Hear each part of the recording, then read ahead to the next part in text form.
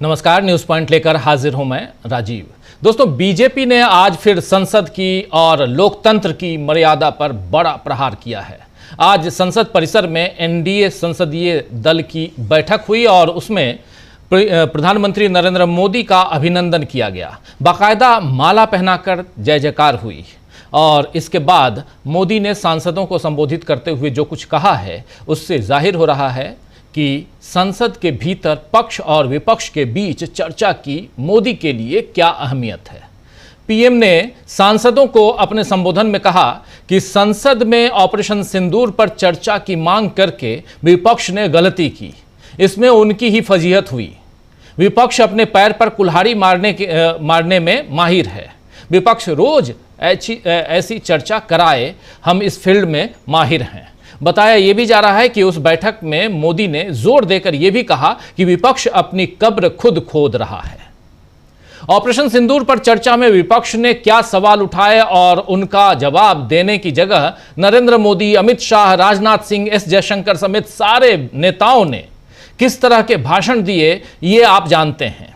किसके भाषण का क्या स्तर था, ये तो अलग विमर्श का विषय है। लेकिन देश के प्रधानमंत्री नरेंद्र मोदी कह रहे हैं कि विपक्ष ने अपनी कब्र खोद ली, अपने पैर पर कुल्हाड़ी मार ली। इस तरह की भाषा का इस्तेमाल कर मोदी बता रहे हैं कि देश की रक्षा और सम्मान से जुड़े गंभीर विषय पर भी प्रधानमंत्री की प्राथमिकता विपक्ष को नीचा दिखाना था।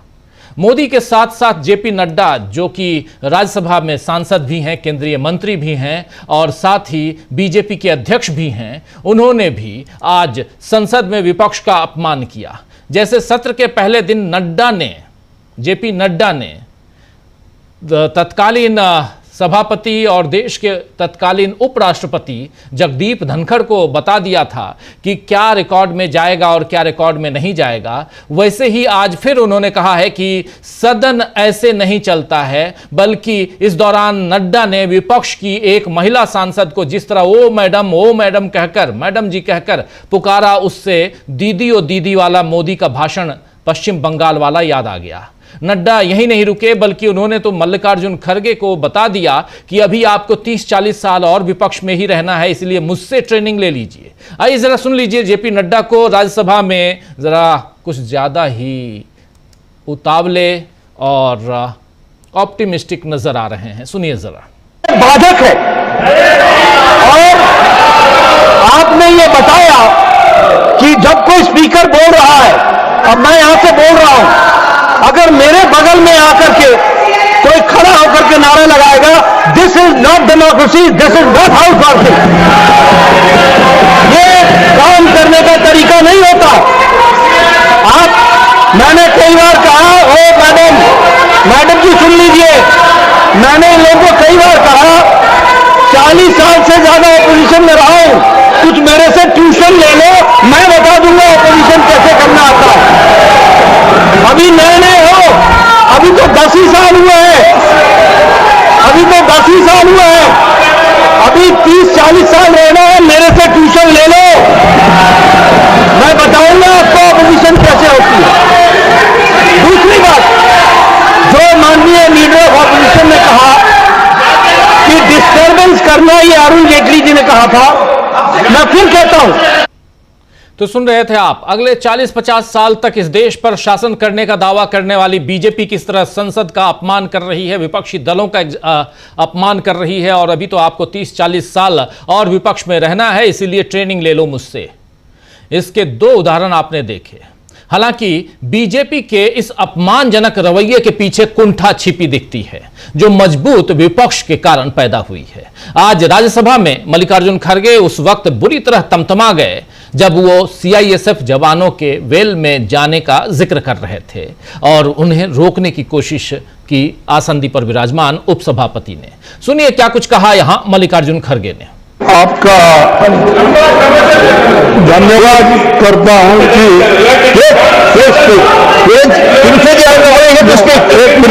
एक minute only MOP, nobody else,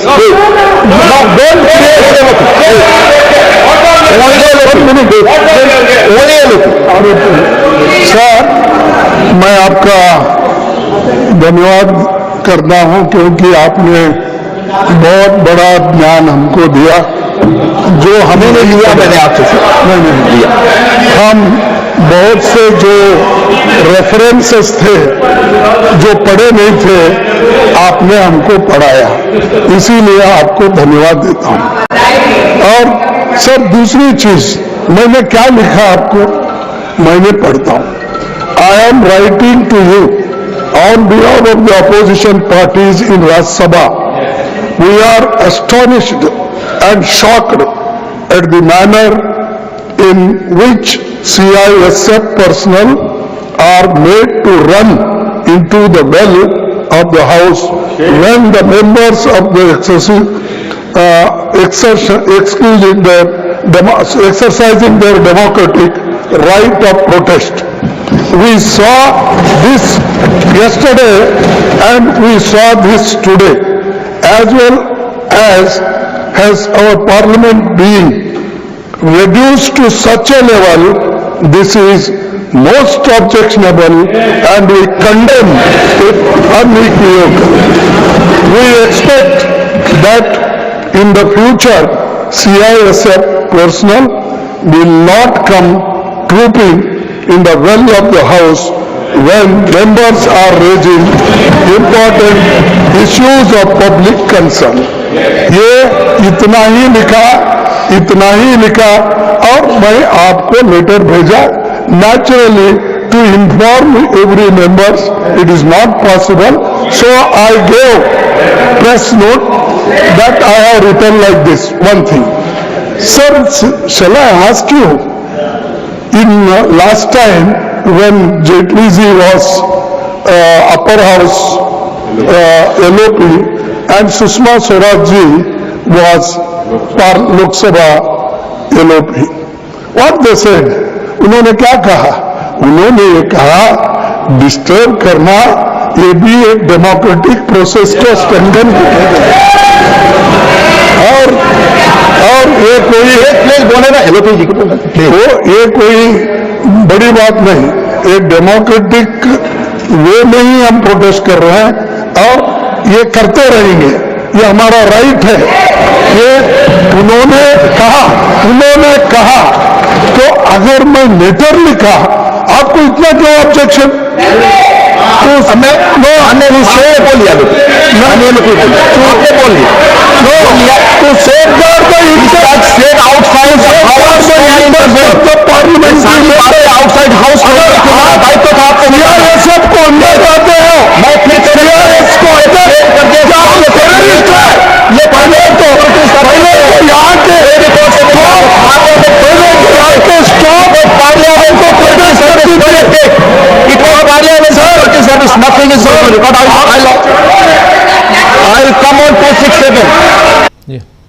तो सुन रहे थे आप यहां पर सीआईएसएफ के जवानों का विल में आने का मामला, और उसी पर चिट्ठी लिखी थी 2 दिन पहले मल्लिकार्जुन खड़गे ने उपसभापति को, और वो चिट्ठी इन्होंने क्यों लिखी इसको लेकर यहां चर्चा हुई। तो उन्होंने कहा कि जब विपक्ष में बीजेपी थी और अरुण जेटली और सुषमा स्वराज तक ने कहा था, जब वो विपक्ष के नेता थे, तब उन्होंने कहा था कि प्रोटेस्ट करने का अधिकार है हमारा, हम भी ये प्रोटेस्ट कर रहे हैं और हम तो चिट्ठी लिख के प्रोटेस्ट जता रहे हैं। भारत के संसदीय इतिहास में दोस्तों आतंकी हमले से लेकर सदन में रंगीन धुआं छोड़ने और नोट लहराने जैसी कई बड़ी घटनाएं हुई हैं। इस संसद में कई बार सत्रों के बीच विपक्ष और सत्ता पक्ष के बीच तीखी तकरार देखने को मिली है, लेकिन नेता प्रतिपक्ष को यह पूछने की नौबत शायद ही कभी आई हो कि क्या हम आतंकवादी हैं।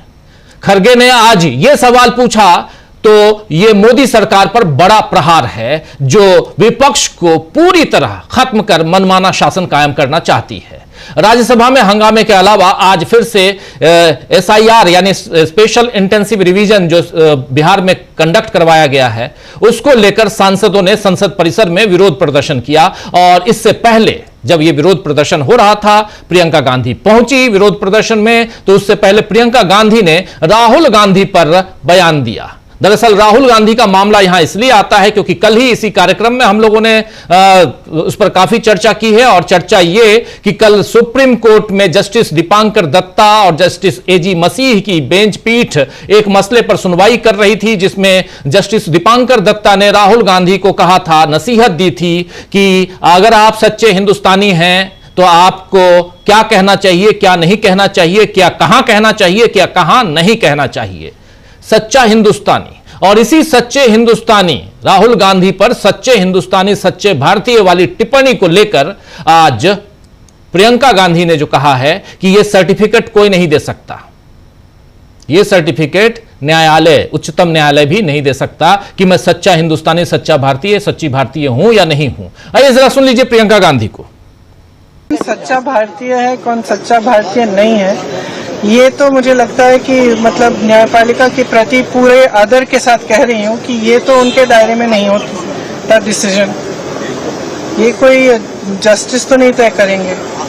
दूसरा, राहुल जी ने हमेशा आर्मी का, सेना का आदर किया है, उनके दिल में उन सेना के प्रति, सैनिकों के प्रति, उनके अफसरों के प्रति पूरी तरह से आदर है, और हर भाषण में जब भी बोलते हैं, जब भी उनका हम कुछ भी भाषण या कोई भी टिप्पणी सुनते हैं, उसमें वो आदर बहुत स्पष्ट दिखता है। जो लीडर ऑफ ऑपोजिशन होते हैं, जो नेता प्रतिपक्ष हैं, उनका जो कर्तव्य है वो ये है कि सरकार से सवाल पूछना, ठीक है, ये उनका कर्तव्य है, तो वो अपना कर्तव्य निभाते हैं। जब सरकार से सवाल पूछते हैं, उनको पसंद नहीं है, वो जवाब नहीं देना चाहते, इसलिए ये सब चीजें वो कराते हैं।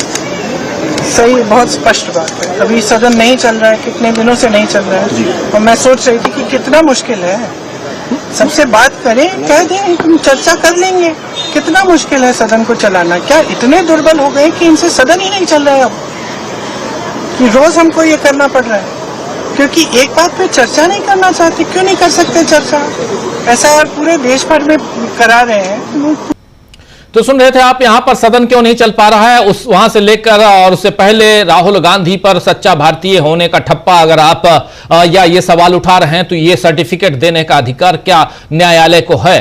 आप जानते हैं कि कल हमने इस मुद्दे पर इसी कार्यक्रम में चर्चा, बहुत गहन चर्चा की थी, और जिसके बाद कई नेताओं ने राहुल गांधी के पक्ष में ट्वीट किए। वहीं आज संसद परिसर में इंडिया के नेताओं यानी इंडिया गठबंधन के नेताओं की बैठक हुई, और उसमें भी इस मुद्दे पर राहुल गांधी के साथ इंडिया गठबंधन खड़ा हुआ है। अभी 2 दिन में इंडिया गठबंधन की एक बड़ी बैठक भी राहुल गांधी ने बुलाई है, जिसमें बिहार चुनाव और एसआईआर पर चर्चा होनी थी, लेकिन अब शायद मोदी सरकार के कारण एक और मुद्दा उसमें सच्चे भारतीय वाला भी जुड़ सकता है, यानी किसने किसके पैर पर कुल्हाड़ी मारी, ये फिर से देखने का वक्त आ गया है। और ये सेंटेंस इसलिए यहां कह रहा हूं क्योंकि नरेंद्र मोदी जी ने आज एनडीए की बैठक में, एनडीए सांसदों की बैठक में बात कह दी कि विपक्ष ने अपने पैर पर कुल्हाड़ी मार ली। कैसे मारी?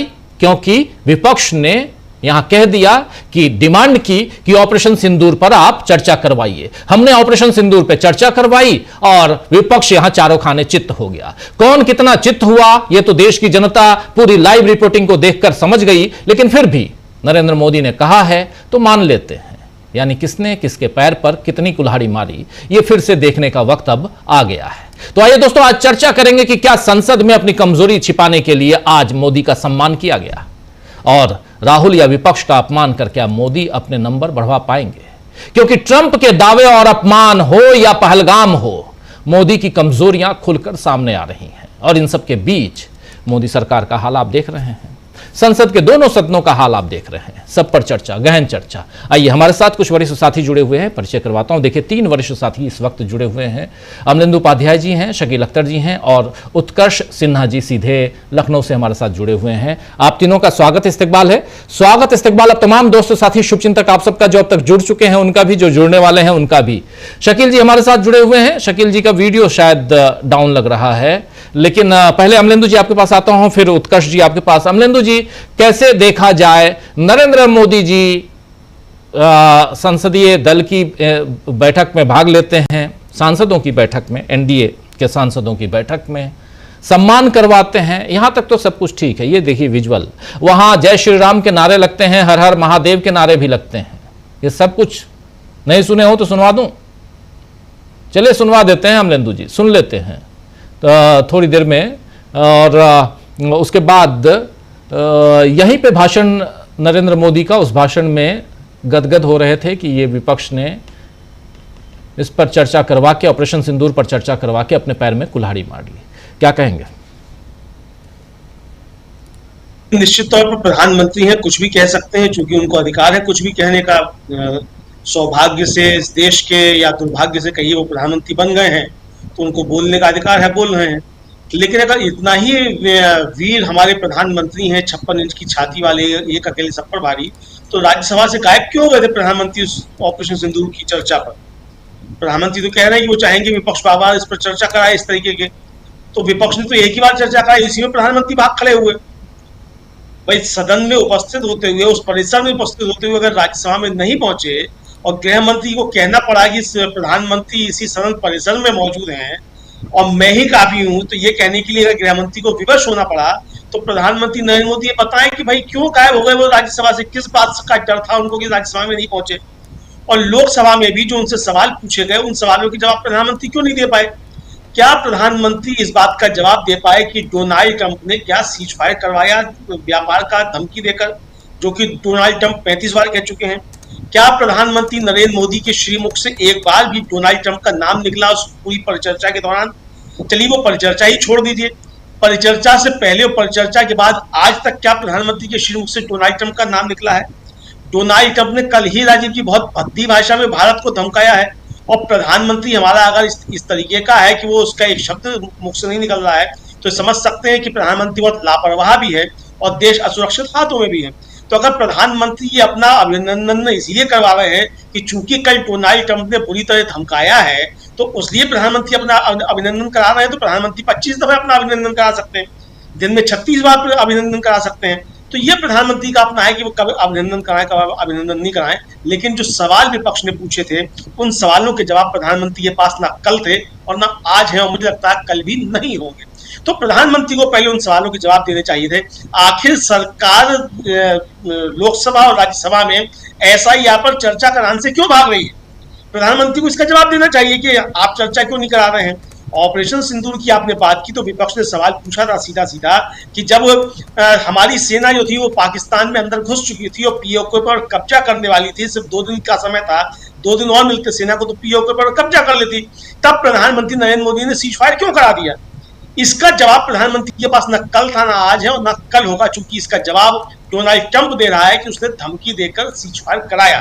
तो हमारे प्रधानमंत्री ये बात कहने की हिम्मत क्यों नहीं जुटा पा रहे कि डोनाल्ड ट्रंप ने ये सीज फायर नहीं कराया? प्रधानमंत्री की अगर 56 इंच की छाती है और प्रधानमंत्री एक अकेले सब पर भारी है, तो दिल खोलकर एक बार कहने डोनाल्ड ट्रंप झूठा है।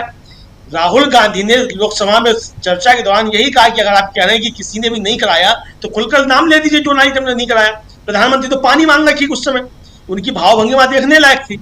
तो प्रधानमंत्री जो बातें कर रहे हैं, तो प्रधानमंत्री बातों के बादशाह हैं, तो बातें कर सकते हैं। बात वही है कि जो खड़गे जी कहते हैं कि प्रधानमंत्री देशवासियों को मूर्ख समझते हैं और खुद को मूर्खों का सरदार समझते हैं, लेकिन वो खुद को मूर्खों का सरदार समझने कोई दिक्कत नहीं है। देश की जनता कम से कम मूर्ख नहीं है।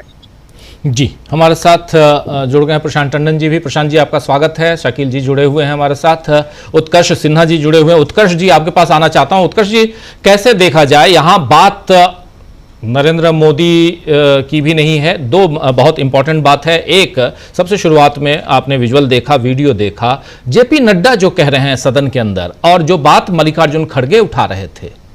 मल्लिकार्जुन खड़गे साफ साफ कह रहे हैं कि विरोध प्रदर्शन, विरोध करना विपक्ष का अधिकार है, लेकिन आप विपक्ष को रोकने के लिए, विपक्ष संसद के अंदर मार्शल का इंतजाम होता रहा है और उनका इस्तेमाल भी होता रहा है, लेकिन आप CISF के जवानों को अगर उसमें लगाएंगे तो यहां पर विपक्ष विरोध करेगा, ये बात कह रहे थे। लेकिन उसको जिस ढंग से तोड़ा मरोड़ा गया, जिस ढंग से बातें रखी गई, उसको लेकर यहां बात विमर्श जरूरी है। एक बात। दूसरी बात, प्रधानमंत्री नरेंद्र मोदी बहुत उत्साहित हैं। वो कह रहे हैं कि विपक्ष ने अपने पैर पर कुल्हाड़ी मार ली इस मसले पे, यानी ऑपरेशन सिंदूर पे चर्चा करवा के। लेकिन जो अमलेंदु जी बात उठा रहे हैं कि फिर आप राज्यसभा में आए क्यों नहीं बोलने, सवाल तो पैदा होता है। उत्कर्ष जी। राजीव जी, देखिए, पहली बात खड़गे जी के चिट्ठी की, मैं आश्चर्यचकित हूं कि हरवंश जी जैसा गरिष्ठ और वरिष्ठ व्यक्ति कितना कमजोर, कितना लाचार, कितना बेबस, कितना खिसियाया हुआ दिख रहा है। आप सीआईएसएफ के जवान को संसद में बुला लीजिए, कोई दिक्कत नहीं है। चिट्ठी, अगर प्रोटेस्ट की चिट्ठी बाहर लिखी तो हरबंस जी की आपत्ति है कि संसद के भीतर की बात बाहर कैसे चली गई। अरे कौन सी गोपनीय बात है? पूरा देश देख रहा है कि सीआईएसएफ जवान, और खरगे जी ने चिट्ठी लिखने के पहले भी ये बात कही, और राजनेता तो बयान देगा, पब्लिक डोमेन में ले जाएगा, और उसके बाद आप उनकी बॉडी लैंग्वेज देखिए ना हरबंस जी की, और उन्होंने जिस तरह से कार्यवाही से निकाला, खुद बता रहा था कि कितने बेबस हैं, कितने लाचार हैं। तो और सीआईएसएफ आई क्यों? देखिए एक बड़ा क्लियर मामला है। अगर आप इस पूरे कैरेक्टरिस्टिक को देखें भारतीय जनता पार्टी की वर्तमान लीडरशिप की, लठैती के दम पर हर जगह काम कर रहा है। सोशल मीडिया पर इनके सोशल लठैत,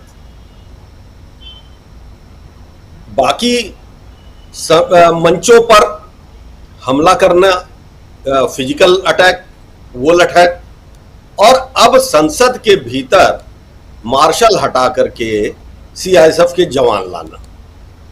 कौन सा ऐसा राष्ट्रीय संकट है जिसके भीतर मार्शल जैसी व्यवस्था जो इतने सालों से चल रही है, और ऐसा नहीं है, संसद से मार्शलों ने उठा के भी बाहर किया है सांसदों को कई दफा, विधानसभाओं में भी हमने देखा है। तो वो वहां पर कोई लाठी गोली बंदूक तो चल नहीं रही है, वहां तो बातें हो रही है ना।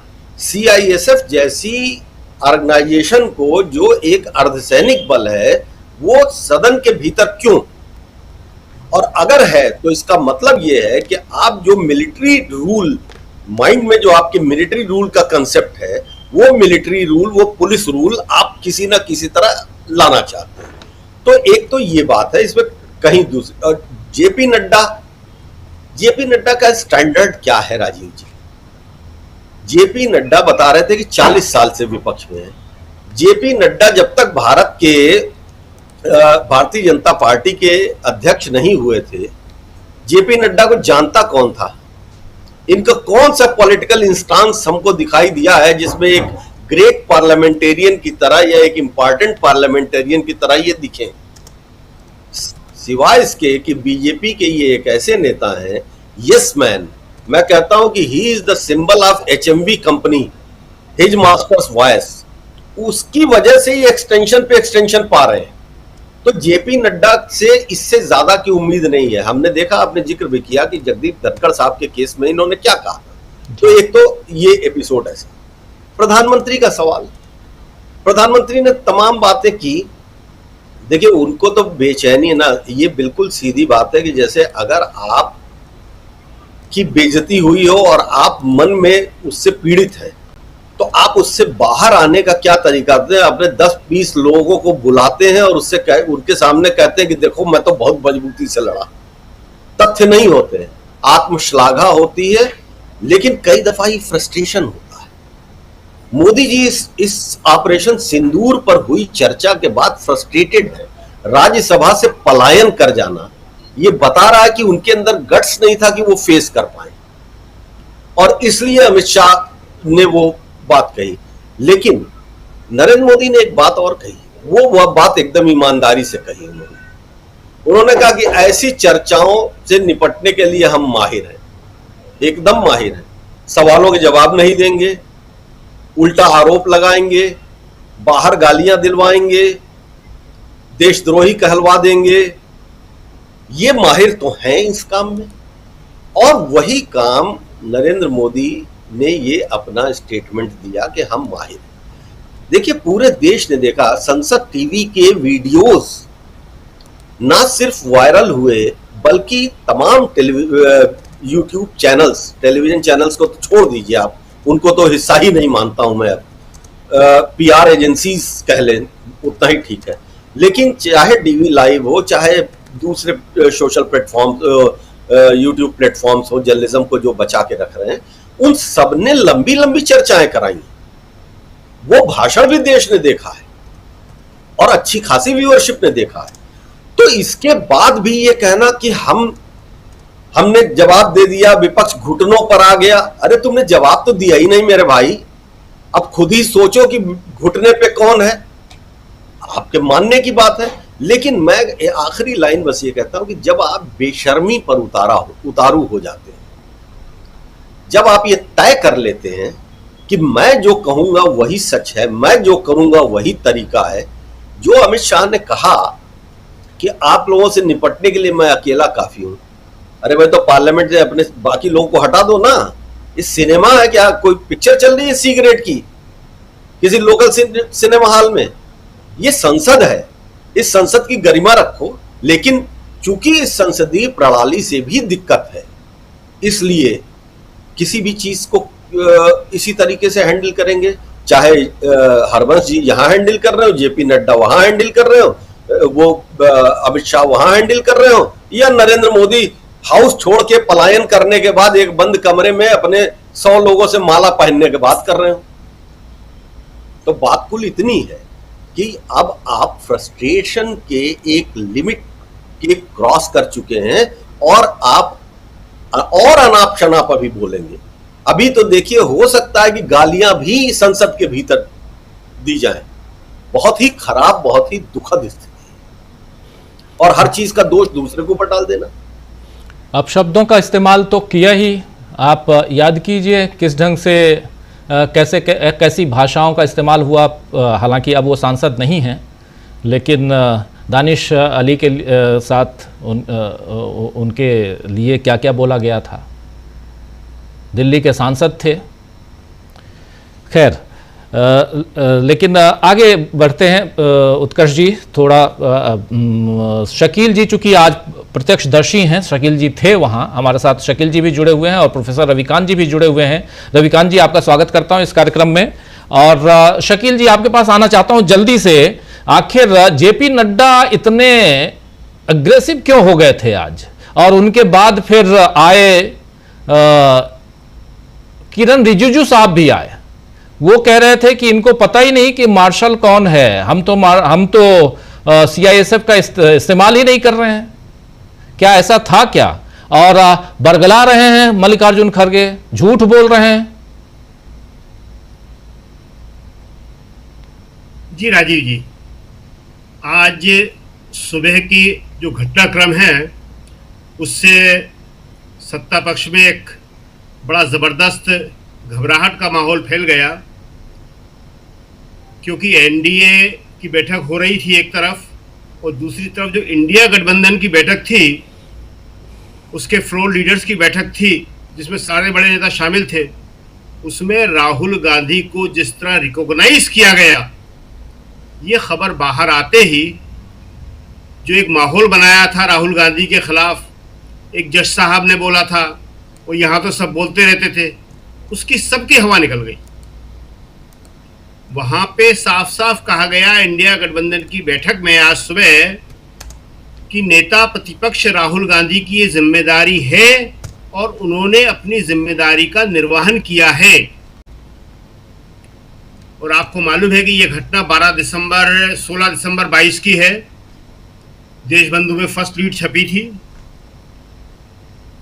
16 दिसंबर की शाम को आपने डीबी लाइव पे इस पे चर्चा की थी। जी, आप थे उस प्रेस कॉन्फ्रेंस में, मुझे याद है। आप प्रत्यक्षदर्शी, वहां भी आप उस प्रेस कॉन्फ्रेंस में थे और वहीं से आपने रिपोर्टिंग की थी। देशबंधु की लीड खबर थी ये। जी हाँ, 16 दिसंबर को उस दिन 23 किलोमीटर राहुल गांधी पैदल चले थे, रिकॉर्ड। वो यात्रा का 100वां दिन था और 8वीं प्रेस कॉन्फ्रेंस थी राहुल की। सुबह 6 बजे स्टार्ट किया था, भारी सर्दी थी, कपकपाती हुई सर्दी।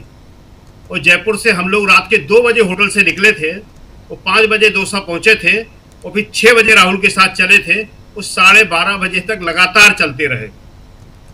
तो उस प्रेस कॉन्फ्रेंस में राहुल ने कहा, जब प्रेस कॉन्फ्रेंस खत्म होने वाली थी, कि आप में से किसी ने चीन पे सवाल नहीं पूछा। और फिर उन्होंने केसी वेणुगोपाल की तरफ इशारा करते हुए कहा कि मैं इनसे शर्त जीत गया। मैंने केसी वेणुगोपाल अपने दोस्त से शर्त लगाई थी कि इन पत्रकारों में से कोई भी चीन के बारे में नहीं पूछेगा, इनमें हिम्मत नहीं है। और फिर राहुल ने कहा आप लोगों को चिंता होना चाहिए, मालूम होना चाहिए कि चीन क्या कर रहा है। गलवान में हमारे आदमियों को मारा, जवानों को मारा, अरुणाचल में कर रहा है। तो वही जो था उसी को लेके सुप्रीम कोर्ट के जज ने कहा कि आप वहां थे। नेहरू जब जो करते थे तो वहां ये सारे लोग होते थे, इंदिरा गांधी जो करती थी वहां होते थे। अब हर चीज के घटनास्थल पे होना पड़ेगा। संयोग की बात है कि हम घटनास्थल पे थे 16 दिसंबर को। इसलिए तो आपको बैठाया आज कि आप कम से कम बता पाएं कि हाँ राहुल गांधी ने बोला था। तो राहुल गांधी ने वहां बोला और राहुल गांधी ने पत्रकारों से कहा और पत्रकारों के पास कोई जवाब नहीं था। और उस दिन कई पत्रकारों ने कि राहुल गांधी आप ओबीसी का अपमान करते हैं जैसे सवाल पूछे। यह नहीं पूछा कि चीन ने क्या किया है। और राहुल ने कहा कि चीन पे तो पूछिए, आप चीन पे बात ही नहीं करते, इतना डरते हैं आप। ये राहुल के शब्द थे। और उसी को लेके आज कल जो है सुप्रीम कोर्ट के जज साहब कहते हैं कि आप सोशल मीडिया में बोलते हैं। देशबंधु में फर्स्ट लीड जो छपी थी वो सोशल मीडिया नहीं था। सोशल मीडिया उसको कह सकते हैं कि उससे पहले हमने और बहुत सारे लोगों ने किया होगा जो ट्वीट किए थे, कई ट्वीट किए थे। लेकिन रात को आपने जो अपने यहाँ दिखाया, अपने चैनल पे दिखाया, वो सोशल मीडिया नहीं था। आपने अपने चैनल पे दिखाया 16 दिसंबर के शाम को 7 बजे, और 17 दिसंबर को आपने फर्स्ट लीड छापी उसकी जी। तो ये जो जज साहब कह रहे हैं कि सोशल मीडिया पे लिखते हो, ये जो कह रहे हैं कि आप वहां थे, तो राहुल ने इसलिए कहा कि चीन ने वो किया था। तो आज जो है इंडिया गठबंधन की बैठक में राहुल के इस कदम को रिकॉग्नाइज किया गया, ये बहुत बड़ी बात है। और इससे हर तरफ जो है इनके यहाँ पे घबराहट फैली हुई है। जो आप नड्डा जी का जिक्र कर रहे हैं, जो हरिवंश ने किया, ये सब उसके ही रिएक्शन हैं। आज जब कहा गया इंडिया गठबंधन की बैठक में, उनके शब्द क्या थे नेताओं के, और ये प्रेस नोट में लिखा उन्होंने शब्द, हम जो वो थे वो तो हमने लिखे ही, प्रेस नोट भी आ गया कि सरकार जब सीमाओं पर फेल हो जाती है, ये शब्द बोले, तो जिम्मेदारी लोकतंत्र को बचाने की, सीमाओं की रक्षा की और उस पर सवाल पूछने की राजनीतिक दलों की है, और खास तौर से नेता प्रतिपक्ष की है। तो नेता प्रतिपक्ष ने सवाल पूछा था, और फिर उसके बाद प्रियंका गांधी ने तो बहुत जबरदस्त कहा। उन्होंने कहा कि जज को अधिकार नहीं है, ये सुप्रीम कोर्ट आपको अधिकार नहीं है कौन भारतीय है कौन भारतीय नहीं है। जिसके परिवार के 2-2 लोग शहीद हो गए हों, देश के लिए अपनी जानें कुर्बान कर दी हों, इंदिरा गांधी, राजीव गांधी, उनके वंशज से आप पूछते हो कि आप भारतीय हो कि नहीं हो, देश के लिए शर्म की बात है। जो एक प्रधानमंत्री बार बार कहते हैं, पूरी बीजेपी कहती है कि परिवारवाद, हाँ ये परिवारवाद है कि ये परिवार हमेशा लड़ता रहा, हमेशा, और आज भी लड़ रहा है। हिम्मत से राहुल गांधी पूछ रहे हैं, हिम्मत से राहुल गांधी सवाल कर रहे हैं, और लद्दाख के सारे लोग कर रहे हैं, अरुणाचल के लोग कर रहे हैं। चीन सीमा के अंदर घुस आया और प्रधानमंत्री ने क्या कहा था, न कोई है, न कोई घुसा है, न कोई है। तो इसलिए आज जो है ये हुआ, और जिस तरह से नड्डा जी ने कहा, ओ मैडम, बड़ा शर्मनाक था वो दृश्य। अपने आप को ये बताना कि 50 साल। शकील जी ये बताइए कि आप तो चूंकि कवर करते हैं, रहते हैं वहाँ पे, क्या सचमुच सीआईएसएफ के जवानों का इस्तेमाल किया गया वेल में जो लिख रहे हैं? अंदर थे, 2 दिन आए लगातार, सीआईएसएफ 2 दिन लगातार आई, सदन के अंदर आई। देखिए इस बात को और हम अच्छे से समझा दें आपको क्या, आपको तो खैर सब मालूम है, दर्शकों को, संसद की अपनी सिक्योरिटी होती है, और ये इसलिए रखी गई है कि संविधान के अनुच्छेद 98 में लोकसभा और राज्यसभा किस तरह काम करे इसका विस्तृत विवरण है। ये संवैधानिक मामला है, और उसके लिए लोकसभा जो का स्पीकर जो होता है उसके ऊपर सारी जिम्मेदारी है पूरे संसद के प्रशासन की। तो उनकी अपनी सुरक्षा व्यवस्था होती है, उसको संसद की सुरक्षा सेवा कहते हैं, और उसी में से मार्शल होते हैं, वही मार्शल कहलाते हैं। उन सबको अब हटा दिया गया है वहां से, उनको दूसरी जगह पहुंचा दिया गया है। ये 2 साल पहले जब सीआईएसएफ लाया गया था, उनमें भारी असंतोष है इस बात को लेके, और हम इसको बहुत लिख चुके हैं, बहुत कह चुके हैं। जो चाहे वो देख सकता है, और या डीबी लाइव पे भी देख सकता है, उसमें भी कई बार है, अखबारों में भी लिखा है, ट्वीट भी किए हैं। तो ये जो है किसी भी तरह से लोकतंत्र के लिए, संसदीय लोकतंत्र के लिए ये मान्य है ही नहीं कि यहाँ सीआईएसएफ या कोई भी सुरक्षा बल जो है घुस सके। ये सुरक्षा बलों के लिए जगह नहीं है, और ये भी और न्यायालय भी, इन दोनों को बिल्कुल अलग रखा गया है। इससे न्यायालय की भी, सुप्रीम कोर्ट की भी अपनी सुरक्षा व्यवस्था है, उनकी अपनी सुरक्षा व्यवस्था है। सुप्रीम कोर्ट की भी, सुप्रीम कोर्ट में भी ये नहीं होते हैं, उनकी अपनी सिक्योरिटी है, संसद की अपनी सिक्योरिटी है। तो ये दोनों दिन आए थे, और इसीलिए मल्लिकार्जुन खड़गे ने लिखा था। और हरिवंशी जिस तरह से उत्तेजित हो रहे थे, तो उनका उत्तेजित होना तो हमें बड़ा समझ में आता है, क्योंकि वो आजकल दिखाना चाहते हैं कि मैं सबसे ज्यादा लायल हूं, तो मुझे अब एक प्रमोशन दे दो। ऐसा ही एक प्रमोशन धनखड़ जी मांग रहे थे, तो प्रमोशन के बदले उन्हें वो कहाँ हैं आज, ये भी किसी को मालूम नहीं है। बहुत दुर्भाग्य की बात है कि देश का उपराष्ट्रपति आज कहाँ है, उसके वेयर अबाउट आज किसी को मालूम नहीं है। ऐसा कैसे हो सकता है कि देश का उपराष्ट्रपति, पूर्व उपराष्ट्रपति अभी जिसने छोड़ा है, वो कहाँ है, कोई नहीं बता सकता इसको। तो अभी हरिवंश यही कर रहे हैं इस काम को, लेकिन इससे कुछ होगा नहीं जी। और उन्होंने जिस तरह से आज एक बहुत लंबा जवाब दिया है, वो हमारे पास है, हम पूरा उसको सुना सकते हैं, जिसका जिक्र कर रहे थे मल्लिकार्जुन खड़गे जी कि आपने जो जवाब दिया है वो जवाब कोई मतलब नहीं है उसका। 267 का जवाब, 267 का जो जवाब दे रहे थे, रूल 2 नहीं, जो खड़गे जी के पत्र का जवाब, खड़गे जी ने जो सीआईएसएफ को लाने पे आपत्ति की है, उसका लंबा जवाब दे रहे हैं, और उसमें अपने को साबित करने के लिए नेहरू को कोट कर रहे हैं। नेहरू के जरिए अपने आप को सही साबित करने की कोशिश कर रहे हैं कि नेहरू अरे बड़ा लोकतांत्रिक तो कोई था नहीं। आप क्या बात कर रहे हैं, आपने एनडीए में ये कहा, यहाँ ये कह रहे हैं, आपको दूसरे पे आरोप लगाना आता है खाली कि इनको विपक्ष ऐसा है और फलाना ऐसा है और ये ऐसा है। वो आपने अभी बिल्कुल सही बताया कि जब सुषमा स्वराज और अरुण जेटली ने कहा था, पूरे 10 साल यूपीए के टाइम में रिकॉर्ड है वो, ये कांग्रेस वाले तो बताते नहीं है, हमें मेहनत ज्यादा करना पड़ेगी, हम भी बता सकते हैं निकाल के सारा का सारा। चली ही नहीं है आज तक। 70 साल में रिकॉर्ड है कि 10 साल यूपीए के समय इन्होंने संसद चलने नहीं दी, और दोनों अरुण जेटली भी और सुषमा स्वराज भी बड़े गर्व से बोलते थे इस बात को कि देखो हम संसद नहीं चलने दे रहे हैं। तो ये तो बहुत संसद चली है अभी पिछले मोदी जी के टाइम में। तो ये विपक्ष जो है ये किस तरह काम करता है सबको मालूम है, ये उस तरह से नहीं करता है। तो आज का दिन जो है इस बात के लिए सबसे इंपॉर्टेंट है कि राहुल के ऊपर जो अनवांटेड टिप्पणी, ये भी कहा गया कि अनवांटेड टिप्पणी करी जज ने, जज की जो अनवांटेड टिप्पणी है उसको लेके पूरा का पूरा इंडिया गठबंधन साथ खड़ा हुआ है। दूसरा अगर बाद में बताएंगे, खैर ठीक है जी। दोबारा आता हूं आपके पास, दोबारा आता हूं। संसद में बहुत सारी हलचल और उस पर आपकी पैनी निगाह। दोबारा आता हूं प्रशांत टंडन जी, जरा आपसे भी समझना चाहता हूं कि संसद की हलचल और उसमें सबसे बड़ी चीज कि एसआईआर को लेकर लगातार विपक्ष कह रहा है कि आप चर्चा करवाइए, लेकिन अगर नरेंद्र मोदी को लगता है कि विपक्ष ऐसे मसलों को लेकर आना चाहता है, चर्चा करवाता है, तो वो अपने ही पैर पे कुल्हाड़ी मार रहा है, तो करवा ले कुल्हाड़ी। एक पैर पे विपक्ष ने मार लिया, दूसरे पैर पे भी मार ले, पंगु हो जाएगा विपक्ष।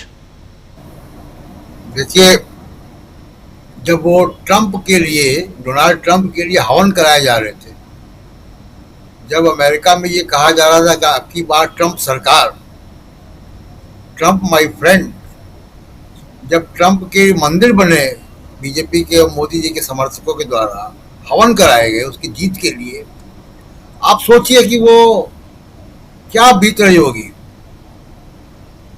कि वो रोज सीज फायर की बात करता है, रोज टैरिफ की बात करता है, और अब उसने साफ साफ कह दिया कि अगले 24 घंटे में, यानी कल शाम जब हम लोग न्यूज पॉइंट की चर्चा करेंगे, तो न्यूज पॉइंट में चर्चा का विषय ये भी होगा कि ट्रंप ने क्या किया।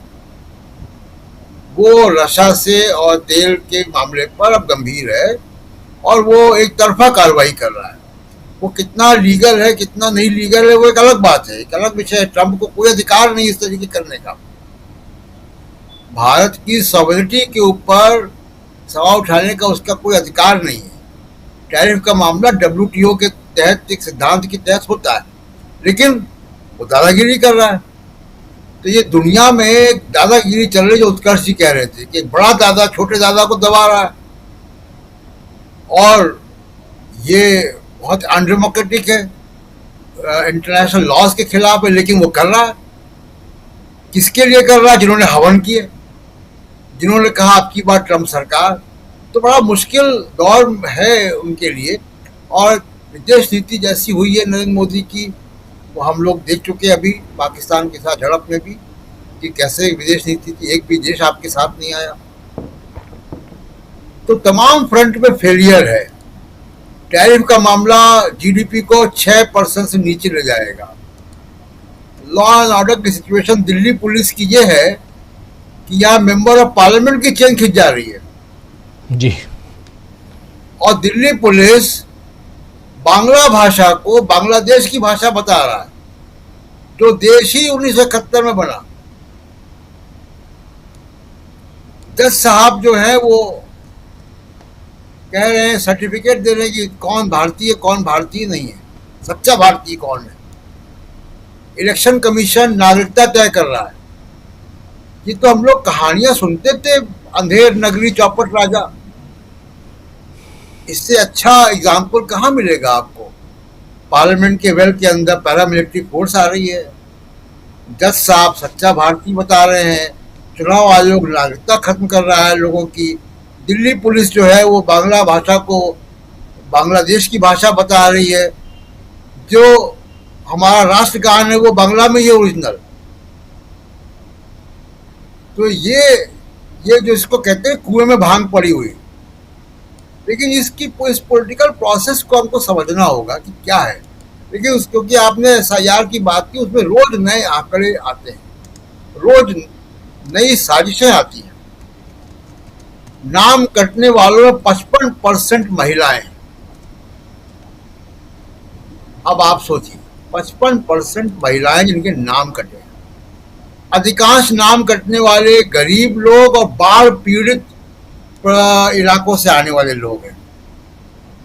अधिकांश लोग मुस्लिम या हाशिए के समाज के लोग हैं।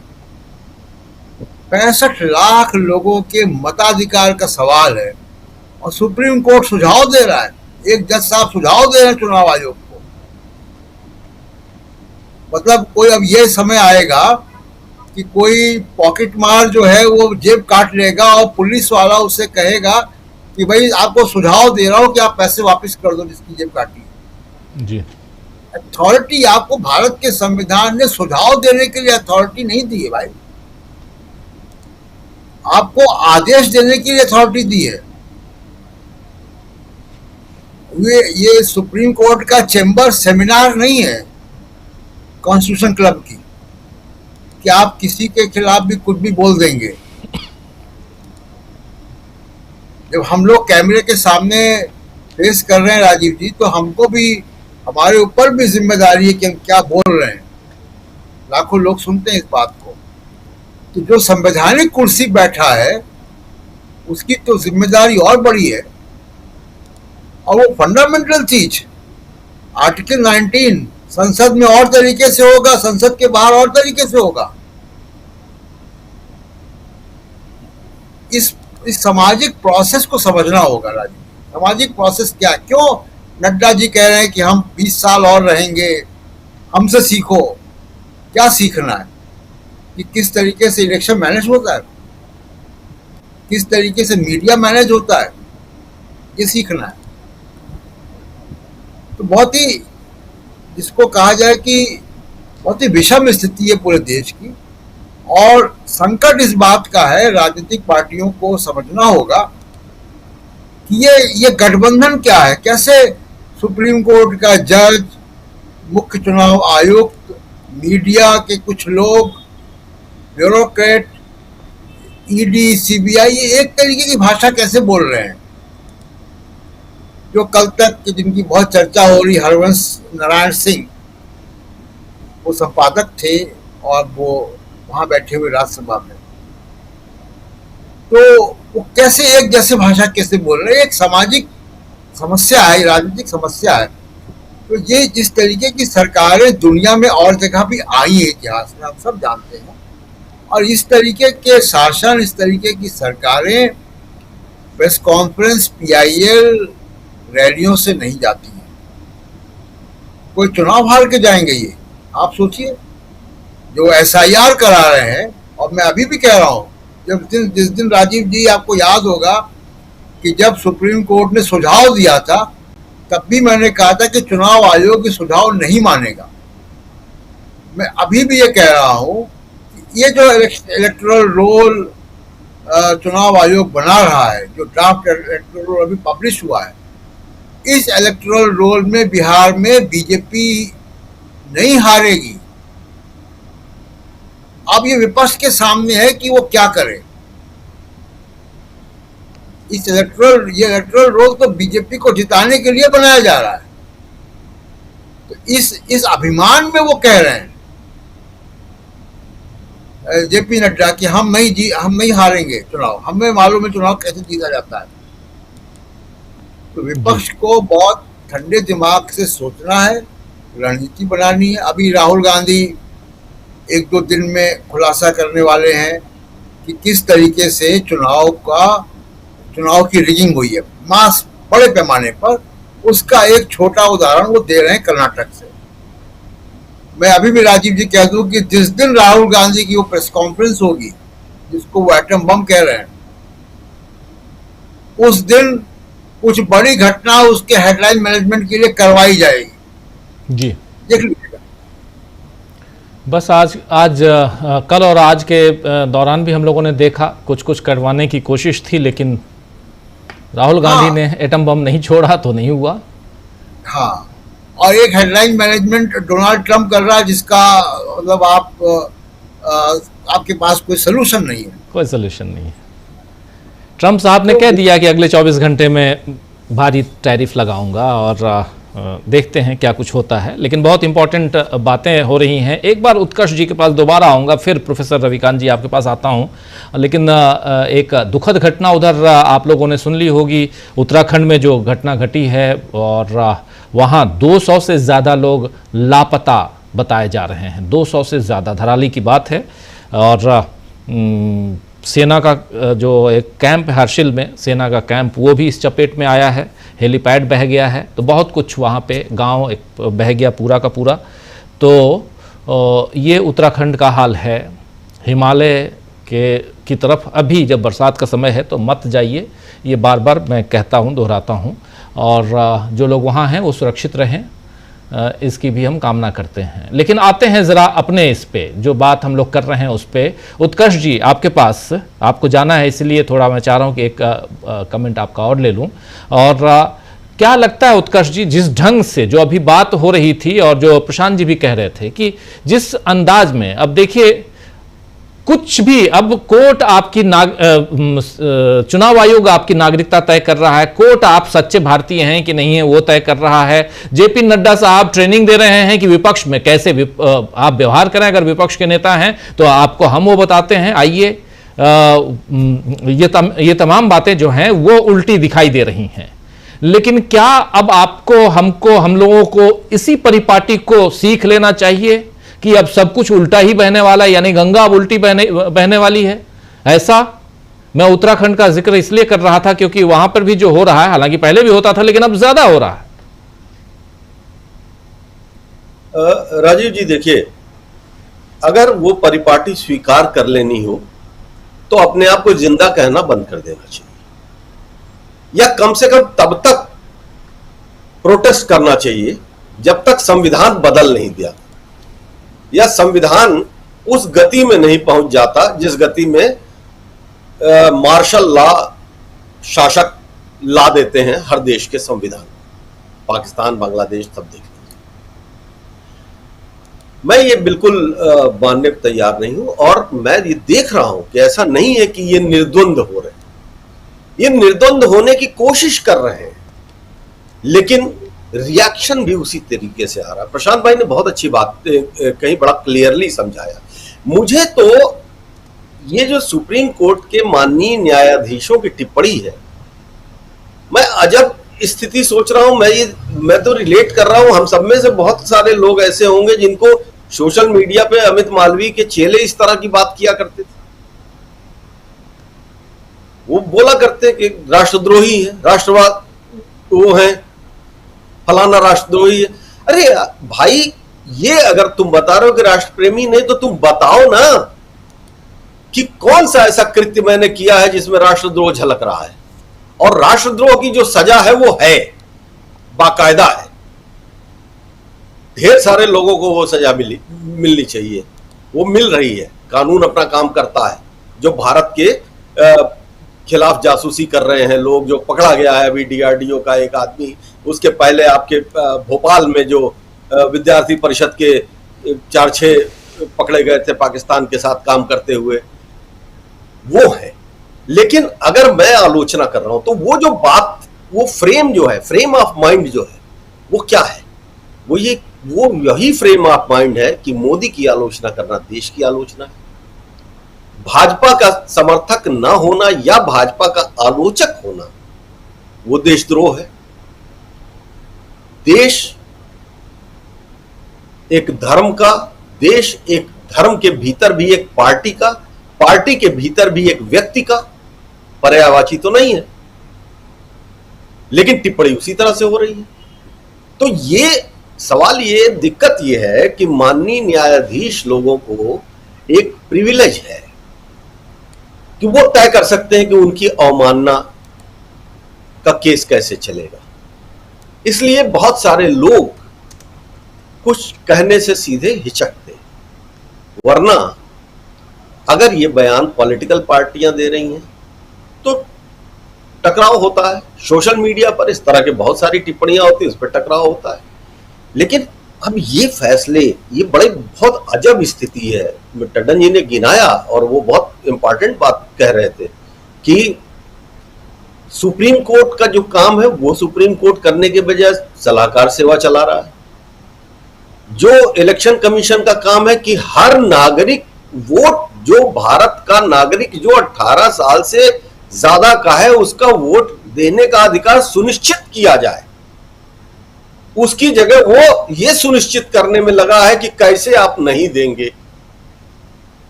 और ये तो सुप्रीम कोर्ट की ही टिप्पणी थी ना कि नागरिकता तय करने का काम नहीं है इलेक्शन कमीशन का, लेकिन कर रहे हैं। JP Nadda, leader of ruling party, Rajya Sabha में सभापति को डायरेक्शन दे रहे हैं। तो ये कुल मिला के क्या है दृश्य? ये दृश्य ये है कि अब मैं जो कहूंगा वही सत्य है, और संप्रभु का आदेश ही कानून है वाली राजनीतिक कहावत तो ठीक है, लेकिन संप्रभु कौन है? भारत देश संप्रभु है या भारत का प्रधानमंत्री व्यक्तिगत तौर पर स्वयंभू है, संप्रभु है? ये बात बहस का मामला है। और मैं इसीलिए कहता हूं कि मैं बिल्कुल निराश नहीं। देखिए, नरेंद्र मोदी के 2 कार्यकाल, पहला कार्यकाल बिना विपक्ष के बीता, बहुत कमजोर विपक्ष था।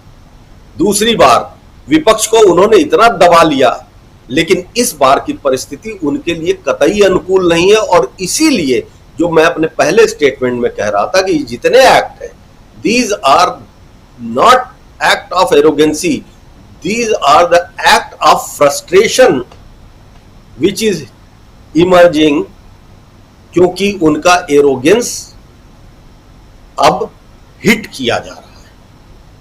तो ये कुंठा जनित चीज है। अब ये जैसे जैसे सामने आएगी वैसे वैसे दबाव और बढ़ेगा। और मुझे तो अभी भी देश और लोकतंत्र की ताकत पर विश्वास है। इसलिए मैं इस बात से निश्चिंत हूं कि ठीक है, लड़ाई लंबी है, लेकिन ये लड़ाई अंततः मुकाम तक आएगी। जी, बहुत शुक्रिया उत्कर्ष जी, बहुत शुक्रिया। प्रोफेसर रविकांत जी, आपके पास आऊं और उससे पहले एक खबर और भी, सत्यपाल मलिक जी का आज निधन हो गया। सत्यपाल मलिक ने जब राज्यपाल पद से वो मुक्त हुए, 4 राज्यों के राज्यपाल रहे वो, आप जानते हैं, बिहार के राज्यपाल, जम्मू कश्मीर के राज्यपाल, गोवा, मेघालय, इन 4 राज्यों के राज्यपाल रहे। और जब उस पद से वो मुक्त हुए, 5 तारीख, आज 5 तारीख है, और 370 हटाने में जो एक राज्यपाल की जो भूमिका थी, वो भूमिका भी उन्होंने निभाया था, निर्वहन किया था उसका। लेकिन पुलवामा की घटना में जो हुआ उसका खुलासा भी उन्होंने किया था, और हमारे चैनल पे प्रशांत जी ने इंटरव्यू लिया था, उसकी एक झलकी दिखा देता हूं ज़रा यहाँ पे आज, क्योंकि आज उनको याद करना चाहिए, आज उनका निधन हो गया है और ये देखना ज़रूरी है। प्रशांत जी ने उनका एक बार नहीं बल्कि 2-2, 3-3 बार उन्होंने इंटरव्यू लिया। पहला इंटरव्यू जहां उन्होंने खुल के अपनी बात की थी और पुलवामा से लेकर राम माधव का भी जिक्र किया था उसी इंटरव्यू में। जरा एक छोटी सी झलकी और उसके बाद आते हैं आपके पास और संसद से लेकर बाहर तक। और सत्यपाल मलिक साहब ने जो बातें कही थी वो बातें आज भी, कई सारे सवाल आज भी घुमड़ रहे हैं हमारे इर्द गिर्द। नरेंद्र मोदी उससे परेशान होंगे जब जब वो सवाल खड़े होंगे। जरा सुनिए। क्योंकि कश्मीर के टेन्योर पे सत्यपाल जी आप किताब लिख रहे हैं, तो उसी टेन्योर में पुलवामा हुआ और पुलवामा में कई इंटेलिजेंस इनपुट्स थे और पूरे जनवरी भर थे। आखिरी इंटेलिजेंस इनपुट 13 फरवरी को था। उसके बाद 2500 सीआरपीएफ के लोग बाई रोड ले जाए गए। 1000 जो मीडिया में खबरें हैं 2500 मैंने 1000 और उन्होंने 78 गाड़ियों में उन्होंने रक्षा मंत्री से जहाज की वो की थी रिक्वेस्ट, क्योंकि इतने लोग उसमें नहीं जाते हैं कारामन, उनको जहाज नहीं दिया गया। अगर वो मेरे से कहते तो मैं जहाज दिला देता उनको। 40 लोग हमारे उसमें सीआरपीएफ के उसमें मरे। 300 किलो आरडीएक्स कहते हैं कि आ गया वहां पे। वो रूट लॉक था 2 दिन पहले से।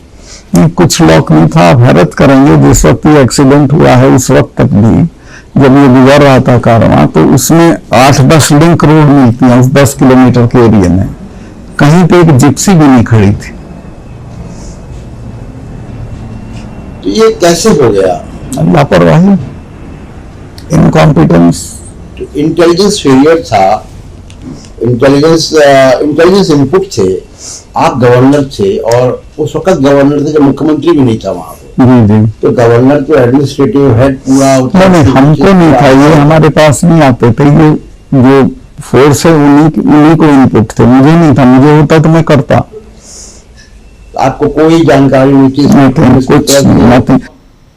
तो सुन रहे थे आप एक छोटी सी बानगी, यहाँ पर छोटी सी झलकी। अगर आप इस वीडियो को पूरा देखना चाहते हैं तो हमारे चैनल पे ऑलरेडी उपलब्ध है, आप देख सकते हैं। इंटरव्यू अब आज चूंकि निधन हो गया, आज 5 अगस्त 2025 को सत्यपाल मलिक, पूर्व राज्यपाल, पूर्व गवर्नर, एक नहीं बल्कि 4 राज्यों के, एक लंबा इनका पॉलिटिकल करियर भी रहा है।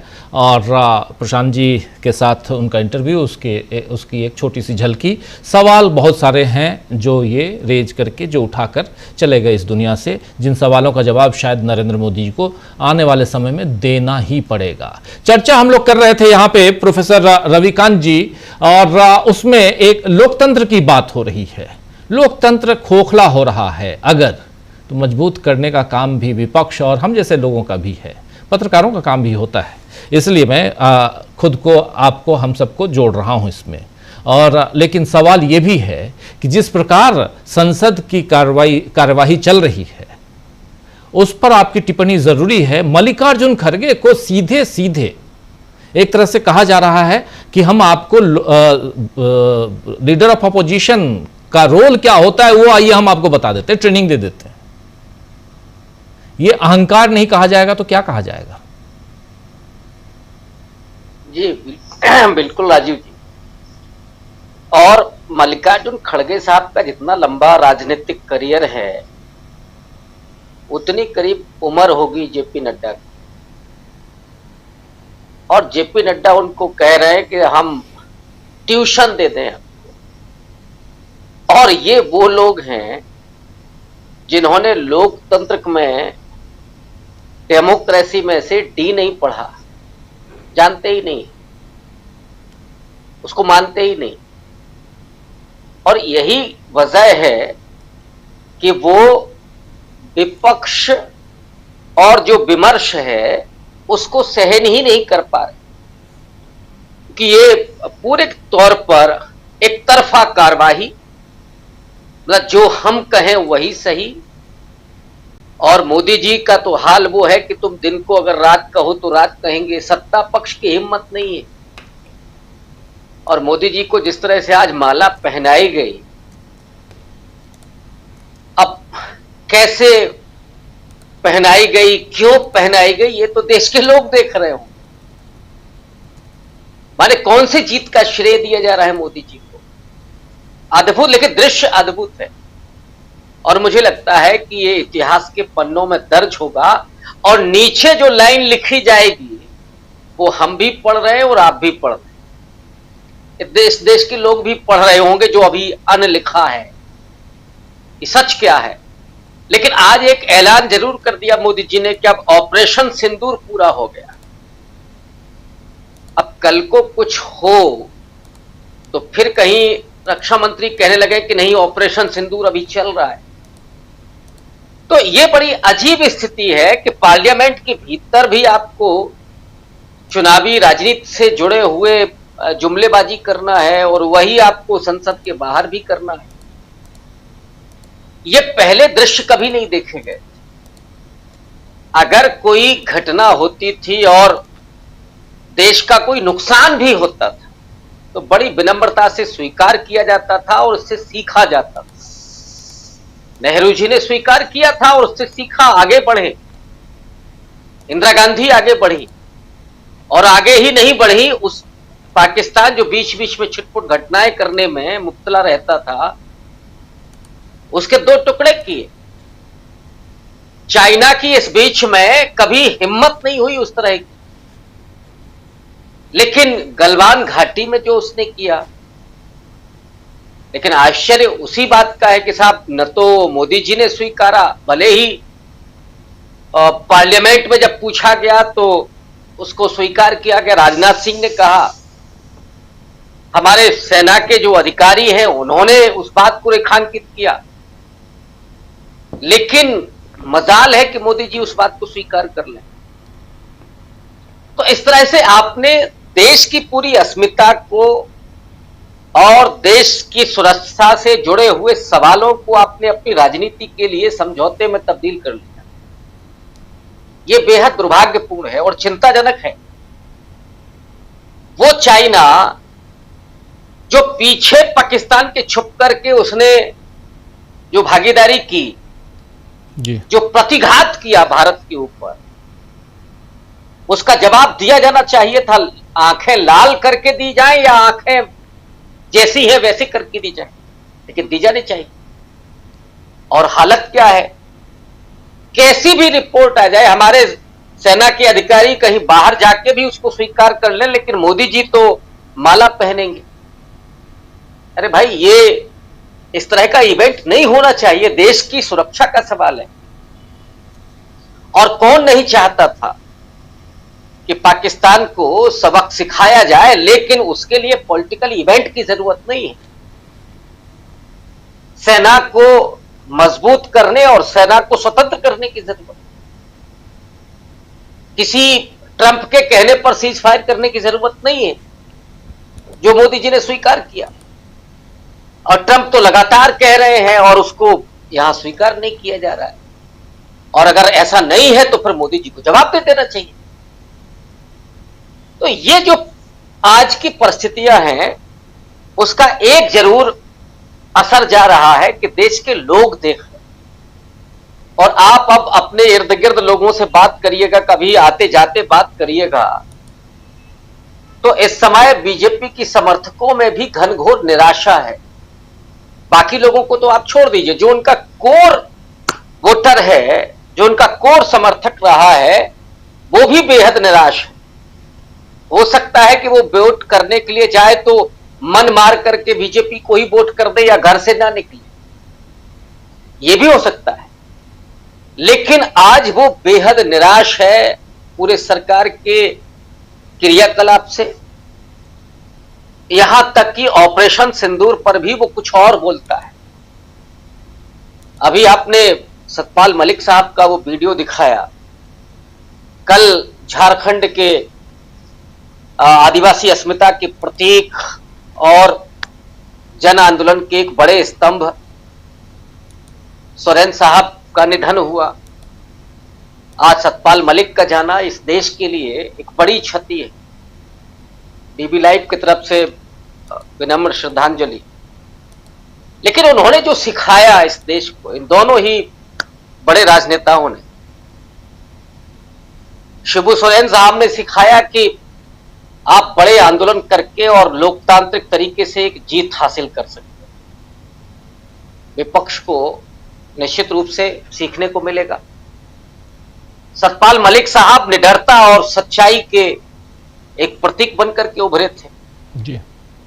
और उन्होंने जिन शब्दों में कहा कि अगर मुझे पता होता तो ये कारवां ऐसे नहीं जाता, हम हवाई जहाज उपलब्ध कराते।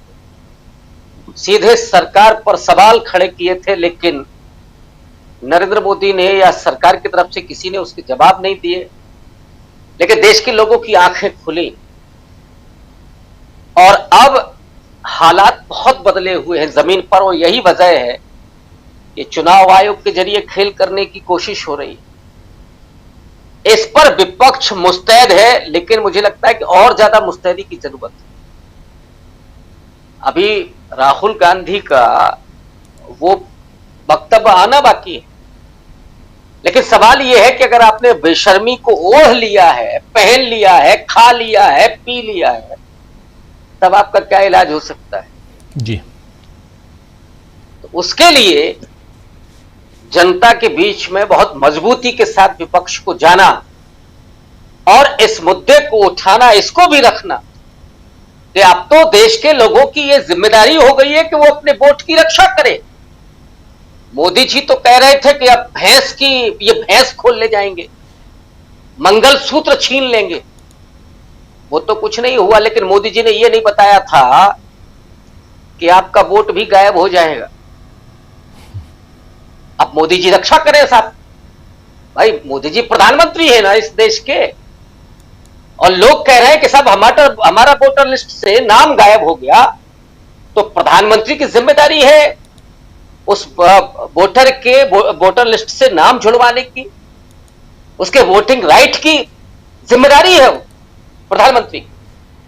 चुनाव आयोग को निर्देशित करें वो, लेकिन अगर कुछ और निर्देशित कर रहे हैं तो फिर अलग ही बात है। हो सकता है कि छीनने की कह विपक्ष की रहे हो और काम इधर से हो रहा हो जी। जो मैंने पहले भी कहा कि अब तो सरकार जनता चुन रही, जिस जनता ने सरकार को रिजेक्ट कर दिया। आज मोदी और उनका पूरा कुनबा देश के लोगों ने रिजेक्ट कर दिया है, इसलिए अब वो अपनी पसंद की जनता चुन रहे हैं। लेकिन मुझे नहीं लगता कि भारत जैसे लोकतंत्र में इस देश के बहुत जिम्मेदार नागरिक इस बात को होने देंगे, और विपक्ष भी मुस्तैदी से लड़ रहा है। निश्चित रूप से बेहतर समय आएगा और लोकतंत्र और संविधान को बचाने की लड़ाई सफलता में, कामयाबी में तब्दील होगी। जी बिल्कुल बिल्कुल। आना चाहता हूं जल्दी से शकील जी के पास। शकील जी, पहले राउंड में आप कुछ जोड़ना चाह रहे थे, कुछ बताना चाह रहे थे, शायद संसद की कार्यवाही से रिलेटेड या कुछ और। प्लीज अपनी बात आगे बढ़ाइए। ये बताना चाह रहे थे कि राहुल गांधी की प्रेस कॉन्फ्रेंस पर काफ़ी बातें हो रही हैं, तो अभी तक का जो प्रोग्राम है उसके मुताबिक राहुल गांधी परसों 7 अगस्त को प्रेस कॉन्फ्रेंस करेंगे। आज राहुल गांधी, मल्लिकार्जुन खड़गे दोनों झारखंड पहुंच गए हैं। मौसम वहां बहुत ज़्यादा ख़राब है, तो रांची से वो नेमरा जहां पे कि अंत्येष्टि होना है शिबू सोरेन जी की, वो वहां बाई रोड जा रहे हैं। रास्ता बहुत ख़राब है और कल वो जो है वहीं रांची में रुकेंगे, क्योंकि कल जो है रांची में एक तारीख है उनकी। जैसा कि मालूम ही है आपको, आप बताते रहते हैं कि 30 से ऊपर केस जो है विभिन्न अदालतों में दाखिल कर रखे हैं, तो उसी सिलसिले में कल एक रांची में भी उनके ऊपर मुकदमा है, तो उसमें वो पेश होंगे वहाँ से। उसके बाद दिल्ली आके 7 अगस्त को अभी तक के प्रोग्राम के मुताबिक वो यहाँ एक प्रेस कॉन्फ्रेंस करेंगे। उसी प्रेस कॉन्फ्रेंस का सबसे ज़्यादा जिक्र हो रहा है। उसमें वो जो कहते हैं कि एटम बम है, वो एटम बम दाग सकते हैं। चुनाव आयोग खास तौर से कर्नाटक के बारे में जिसमें बोलते हैं कि 50 और 60 साल के ऊपर के लोगों को मतदाता बनाया गया है, उनके पास सारे सबूत आ चुके हैं, उसका वो खुलासा कर चुके हैं। वो 7 ही अगस्त को उन्होंने इंडिया ब्लॉक के सारे नेताओं को डिनर पे इनवाइट किया है। 7 अगस्त को सारे लोग राहुल गांधी को के यहाँ पे 10 जनपद पे डिनर पे मौजूद होंगे और 8 अगस्त को वो बेंगलोर जा रहे हैं राहुल गांधी। तो बेंगलोर में वो एक रैली करेंगे और वहाँ पे वो जो चुनाव आयोग के कर्नाटक से संबंधित सारे दस्तावेज हैं उन्हें रिलीज करेंगे वो। और फिर उनके प्रोग्राम लगातार हैं। 11 अगस्त को वो संसद से चुनाव आयोग तक मार्च करने वाले हैं इंडिया ब्लॉक के नेताओं के साथ। 11 अगस्त ये राहुल गांधी के अभी तक टेंटेटिव प्रोग्राम है। और 17 तारीख से एक बड़ी यात्रा बिहार में वो शुरू कर रहे हैं जिसमें तेजस्वी भी शामिल होंगे और बिहार के चुनाव का वो वहां पे आगाज करेंगे। तो ये राहुल के प्रोग्राम हैं जो हम आपको बता दें। 17 तारीख जो है, पहले ये 10 तारीख को ये प्रोग्राम होना था जो अब 17 शिफ्ट कर दिया गया है। हाँ, क्योंकि 11 अगस्त को जो है बड़ा प्रोग्राम है एक दिल्ली के अंदर, संसद भवन से लेके चुनाव आयोग तक मार्च। आज इसी को हम जो कहते हैं कि रिकॉग्नाइज किया है आज विपक्ष ने कि राहुल गांधी ने जो कहा चीन के ऊपर वो सही कहा। आज जो है विपक्ष इसीलिए उनके 7 तारीख का जो डिनर है उसका भी महत्व बढ़ गया है। उसमें इंडिया गठबंधन से जुड़े सभी नेताओं ने आने की अपनी स्वीकृति दे दी है, वो लोग आएंगे। तो ये जो सारे प्रोग्राम है इसमें कांग्रेस के भी अपने हैं, लेकिन मेन बात यह है कि इंडिया गठबंधन एकजुट होकर इनमें सामने आ रहा है।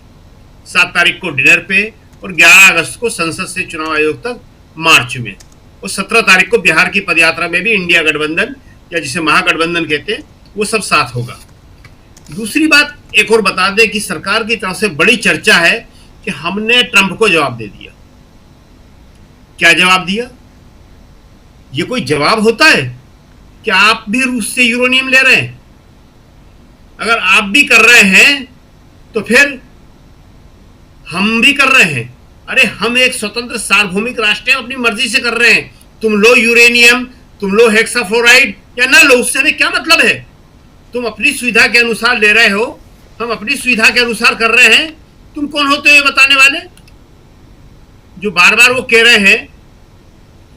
दूसरी बात कि वो कह रहे हैं कि चीन से कोई नहीं बोल रहा, अमेरिका को संबोधित कर रहे हैं कि चीन भी तो रूस से रहता है। अरे अपनी बात कहने की दम नहीं बची है हम में आज। चीन से नहीं बोल रहे हो, तुम ले रहे हो, ये कौन से तर्क हैं? ये निर्बल के तर्क होते हैं, ये कमजोर के तर्क होते हैं कि ऐसा हुआ तो फिर ऐसा हुआ तो फिर ऐसा हुआ तो हमने भी ये कर लिया। अरे हम जो है एक स्वतंत्र सार्वभौमिक राष्ट्र हैं, हम अपनी मर्जी से अपने राष्ट्रीय हित अनहित देखते हुए किसी भी देश के साथ क्या संबंध रखेंगे या आप हम पे छोड़ दीजिए। इसका फैसला अमेरिका आप नहीं कर सकते, ये मोदी जी और उनकी सरकार नहीं कह पाए। और ये जो दुर्बल वाला शब्द उन्होंने इस्तेमाल किया है, यही आज प्रियंका गांधी ने बोला कि क्या ये सरकार इतनी दुर्बल हो गई है कि एसआईआर पर चर्चा नहीं करा पा रही। अरे बात करे, जब इन्होंने कहा है कि एसआईआर पूरे देश में लागू होगा, बड़ा अच्छा तर्क है उनका कि जब एसआईआर पूरे देश में लागू होगा तो संसद में उसमें चर्चा क्यों नहीं हो सकती है।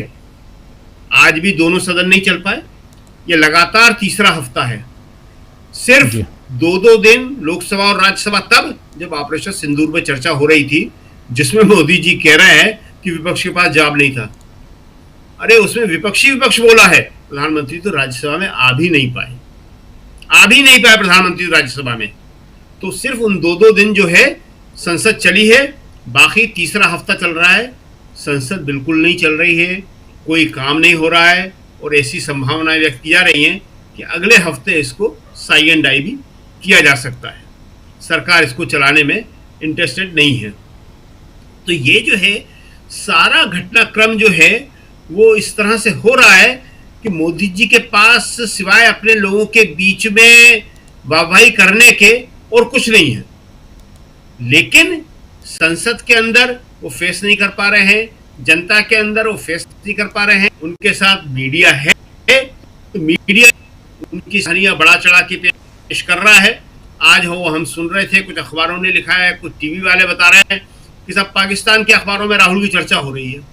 क्या मतलब हुआ इस बात का? हमारे अखबारों में पाकिस्तान के नेताओं की चर्चा नहीं होती है, वहां मोदी जी की चर्चा नहीं होती है। जब मोदी जी वहां किसी को बिना बताए नवाज शरीफ के शादी में पहुंच गए थे तो वहां के अखबारों ने छापा नहीं था, उसको चर्चा नहीं हुई थी उसकी। ये कौन से तर्क होते हैं, कौन से? तो ये दिल को बहलाने की बातें हैं, और ये अब दिल को बहलाया जा रहा है कि ऐसा है तो ऐसा है तो ऐसा है। लेकिन सच्चाई ये है कि अब लोग समझ में जो है ये आने लगा है जी। राहुल जिस तरह से काम कर रहे हैं, और राहुल की जो खासतौर से निर्भयता है, वो डर नहीं रहे। अब सुप्रीम कोर्ट भी उन्हें डराने की कोशिश कर रहा है, फिर भी नहीं डर रहे वो। इससे ज्यादा और क्या होगा? अब तो ये देश की जनता को देखना है कि वो किस एक आदमी को लगातार नजरअंदाज कर रहे हैं। देश की जो सीमाओं की सुरक्षा है, देश की जो सम्मान का सवाल है, उसके लिए कौन लड़ रहा है, और किस तरह प्रधानमंत्री मोदी हैं, शायद 35वीं बार बोल चुके हैं। ट्रम्प हमने तो गिनना छोड़ दिया, हम तो गिन नहीं सकते कि 35वीं बार बोले कि 36वीं बार बोले। और कल क्या अभी प्रशांत जी बता रहे थे, उनका भी हम भी देख रहे थे बयान कि एक ट्रम्प का, कि वो कह रहा है कि और लगाऊंगा मैं तुम्हारे ऊपर, टैरिफ और बढ़ाऊंगा मैं। अभी जो हालत है इतनी खराब है, हम 2-3 बार इसको बता चुके हैं कि कृषि में बहुत बुरा हाल है। अमेरिका की निगाहें भारत के कृषि बाजार के ऊपर हैं, और अगर कृषि में घुसपैठ कर ली कहीं अमेरिका ने, सारी खेती किसानी तबाह हो जाएगी हमारी। दवा उद्योग खत्म होने वाला है, गारमेंट उद्योग खत्म होने वाला है, रतन और ज्वेलरी उद्योग खत्म होने वाला है। सब जगह बुरी हालत है, लेकिन वो कोई भी एड्रेस नहीं कर रहे हैं। वही कह रहे हैं कि आप भी तो रूस से यूरेनियम और हेक्साफ्लोराइड ले रहे हो। अरे ये क्या मतलब हुआ? यूवी ले रहा है, यूरोपियन यूनियन भी ले रहा है। अरे इसका क्या मतलब हुआ कि वो ले रहे हैं या नहीं ले रहे? आप ले रहे हैं, हाँ हम ले रहे हैं। क्यों ले रहे हैं? क्योंकि हमें सस्ता पड़ता है। क्यों ले रहे हैं? क्योंकि हमारे संबंध है, क्योंकि वो हमको रुपयों में देता है, हमारा उससे राष्ट्रीय हित है। ये नहीं बोल पा रहे हो। जी राजीव जी। जी बिल्कुल बिल्कुल, आप सही कह रहे हैं। यहाँ पर बहुत कुछ अभी नरेंद्र मोदी सरकार और खुद नरेंद्र मोदी जी को झेलना है। अभी आने वाला वक्त शायद उनके लिए और मुश्किलों भरा होने वाला है, क्योंकि विदेशी भूमि यानी अमेरिका से जो कुछ आ रहा है वो आप लोग देख रहे हैं। लेकिन हिंदुस्तान में विपक्ष भी बहुत मजबूती के साथ। एक छोटा कमेंट प्रशांत जी आपसे, फिर प्रोफेसर रविकांत जी आपके पास भी आता हूँ क्लोजिंग के लिए।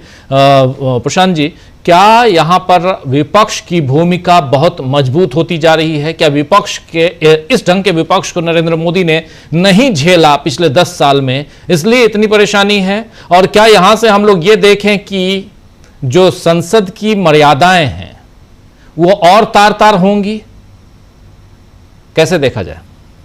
जी देखिए राजीव जी, विपक्ष में जो भी है, चाहे ममता बनर्जी हो, चाहे अखिलेश यादव हो, तेजस्वी हो, लालू प्रसाद यादव हो, हेमंत सोरेन हो, राहुल गांधी हो, मल्लिकार्जुन खड़गे हो, ये सब संघर्ष करके वहां पहुंचे हैं जहां पे हैं। उद्धव ठाकरे हो, जितने भी लोगों को आप गिनाएं, सबके राजनीतिक जीवन में संघर्ष है। धरने प्रदर्शनों पे बैठे हैं ये, और उसके बाद ये मुश्किलों से होकर वहां पहुंचे। उनके पीछे जन समर्थन है। किसी कॉर्पोरेट, किसी जज, किसी ब्यूरोक्रेट, किसी चुनाव आयोग की रहम से ये वहां पे नहीं है जहां पे हैं। तो विपक्ष के साथ ये सबसे बड़ी एडवांटेज है कि वो उनके साथ जनता है। और मोदी जी, मैं तो उनके सत्यपाल मलिक का हमने इंटरव्यू जरूर लिया था, और मैंने मोदी जी के भी इंटरव्यू लिए हैं जब वो महासचिव थे। मुझे नहीं याद है, और शकील जी को भी बताएंगे, नरेंद्र मोदी ने आज तक विपक्ष में रहते हुए, गुजरात के मुख्यमंत्री बनने से पहले, एक भी धरने, प्रदर्शन, गिरफ्तारी या किसी ऐसी राजनीतिक काम में कोई हिस्सा नहीं लिया था। वो विधायक भी नहीं थे। विधायक दावे तो बहुत हैं उनके, दावे बहुत हैं। दावे तो वो बांग्लादेश की आजादी को भी बताते हैं, तो दावे तो वो खुद भी कह सकते हैं। दावे तो वो कहते हैं कि जी तो लेनिन ने आंदोलन नहीं किया था, बोल्शेविक रेवोल्यूशन हमने किया था। वो तो दावे कोई भी कुछ कर दे, लेकिन मुझे तो नहीं याद है। और उस वक्त तो, इस वक्त नरेंद्र मोदी इतना इम्पोर्टेंट कैसे हो गए? देखिए रविकांत जी एक बात बार बार कहते हैं, और उस बात को मैं भी महसूस करता हूं, क्योंकि जब मैं देख रहा हूं कि नरेंद्र मोदी अपना जन समर्थन लगभग खो चुके हैं।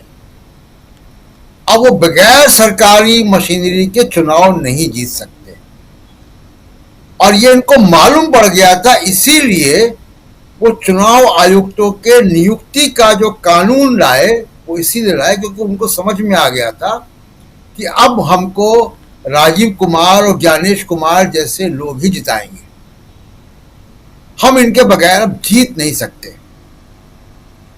उस पर भी जब महाराष्ट्र हुआ और हरियाणा हुआ और लोकसभा के इलेक्शन हुए, उसको भी विपक्ष ने पकड़ लिया। तो अब ये दूसरा एक लेकर आए कि हम वोटर लिस्ट को ही ऐसा बनाएंगे कि हम चुनाव ना हार पाए। इनको मीडिया भी अपना चाहिए, या किसको क्या चाहिए वो तो हम लोग अभी इतिहास तय करेगा।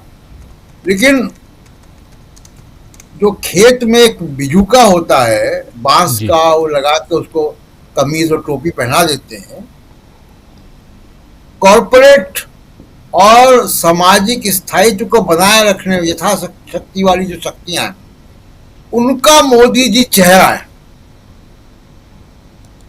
और ये एक गठबंधन है जिसमें किसी की कोई बातचीत नहीं हो रही, कोई बैठकें नहीं हो रही हैं, लेकिन एक ये मनोवैज्ञानिक गठबंधन है जो सुप्रीम कोर्ट में भी दिखाई देता है, जो चुनाव आयोग में भी दिखाई देता है, जो ईडी के डायरेक्टर में भी दिखाई देता है, जो दिल्ली पुलिस में दिखाई देता है, जो नोएडा के मीडिया में भी दिखाई देता है, जो गोदी मीडिया में दिखाई देता है। ये एक अनडिक्लेयर्ड गठबंधन है,